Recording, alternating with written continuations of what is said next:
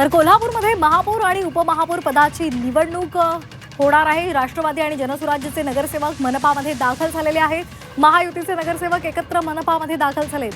तर कोल्हापूरमध्ये महापौर आणि उपमहापौर पदाची निवडणूक ही आता होत आहे आणि त्यासाठी नगरसेवक सुद्धा दाखल झालेत।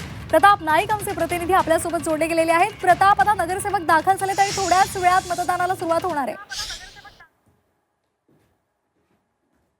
नक्कीच आपण पाहतो की 11 वाजता हा कार्यक्रम आयोजित करण्यात आलेला आहे। त्याच्यामध्ये आपण पाहतो की 11 वाजता निवड प्रक्रिया सुरू होईल।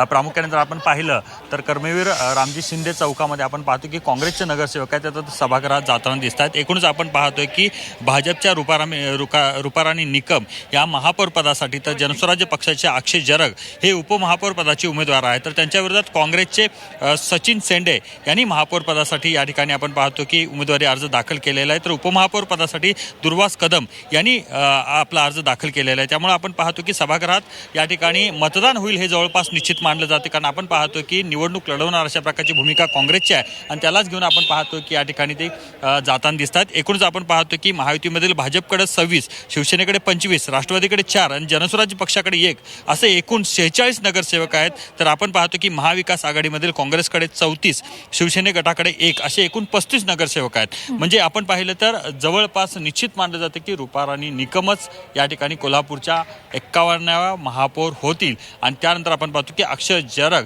या ठिकाणी उपमहापौर होतील। फक्त औपचारिकता बाकी आहे असं आपल्याला म्हणता येईल, पण एकूणच आपण पाहतो की कुठलाही दगाफटका नको म्हणून या ठिकाणी आपण पाहतो की भाजप असेल किंवा महाविकास आघाडीच्या महायुतीच्या नेत्यांनी आपल्या नगरसेवकांनी सुरक्षित स्थळी ठेवलेले होते आणि या सर्वांना बसमधून आणण्यात आलेले आहेत। अवघ्या काहीच वेळ त्या ठिकाणी आपण पाहतो की निवड प्रक्रिया संपन्न होईल आणि खऱ्या अर्थानं आपण पाहतो की आजच्या भाजपच्या उमेदवार रुपाराणी निकम यांची निवड झाल्यानंतर भाजपचा पहिला महापौर कोल्हापूर महानगरपालिकेच्या सभागृहात बसणार आहे। अगदी धन्यवाद प्रताप दिलेल्या सविस्तर माहितीसाठी।